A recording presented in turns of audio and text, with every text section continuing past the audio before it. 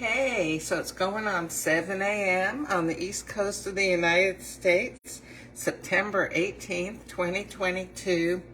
And this morning I'm going to read that guilt and shame assessment for you. I'm sorry I didn't do it yesterday. But first, I'm going to make myself a cup of Napoli, which is it is really my favorite Espresso Italiana coffee. Actually, it's my favorite espresso on the original line machine overall. Okay, I'm gonna pop it in here while the machine is getting ready. Oh, I've got all my two little cups are in the dishwasher, so I'm gonna use this little measuring cup here. Which is it holds about the same amount as a lungo cup, which is maybe a little over 5 ounces, 5 to 6 ounces. Okay, we're ready here. The reason I'm making this is because the last 2 mornings I've made low intensity espressos, a 4 and a 5 on the intensity level. This is, oh golly, I don't know, an 11, 12, 13, I can't remember. It's high. Okay. And while I had those flavors, sometimes I can remember flavors, and while I had that in mind, I wanted to give this a try. Ooh, let me get a little spoon here. Well, the first one I reached.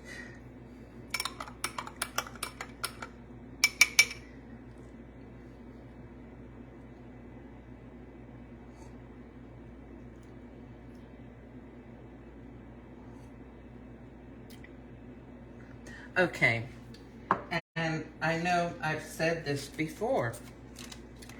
This, to me, it has the strength to it, what I would say, is an intense flavor, but it has a smoothness to it that I didn't get in the lower intensity ones. Oh, this is so good. Oh my gosh. When I drink this, I think, why do I even have those other coffees?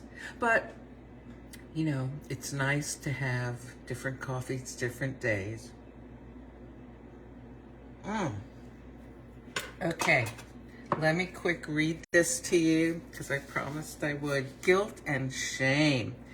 Guilt and shame are emotions that come from the frontal and temporal lobes, whereas guilt involves a feeling that one has behaved in a way that one finds unacceptable. Shame is relating to feeling that other people will perceive you in a negative way.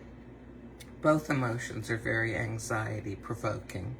So, listen to these and see if you relate to more than a couple of these. I frequently feel that I am not measuring up to what I expect of myself. I become very concerned when I contemplate not doing something that I feel I should do.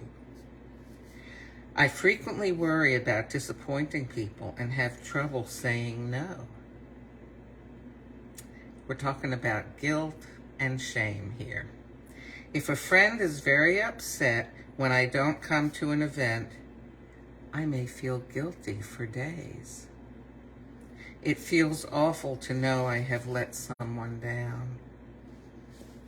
It is easy for others to guilt me into doing what they want. It's very hard to admit and discuss my mistakes with others. Once a person criticizes me, I tend to avoid spending much time around that person. Wow.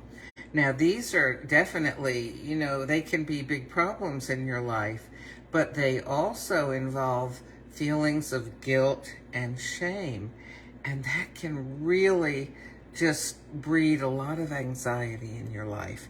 And the whole thing I've been talking about is thoughts that ignite anxiety and how to deal with them. If you agreed with many of these statements, you will benefit from cortex-based interventions like cognitive restructuring and mindfulness. I don't have time this morning because I'm running to church here to talk about this stuff, but you can always Google it, cognitive restructuring and mindfulness, and we've talked about mindfulness before. So this all is from Pittman and Carl's book, Rewire Your Anxious Brain.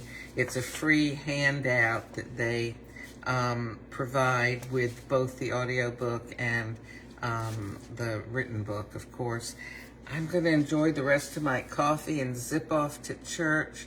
And I hope you have a wonderful day. And if you're dealing with anxiety issues, you know, deal with them. Do something about them. Yeah, sometimes they're coming from places that require professional help, that require medication even. But also, sometimes, very often, a lot of them, especially if it's not severe anxiety, but just a kind of general anxiety, a lot of it you can start working on yourself. That'll really help you. Okay, I'll talk to you later.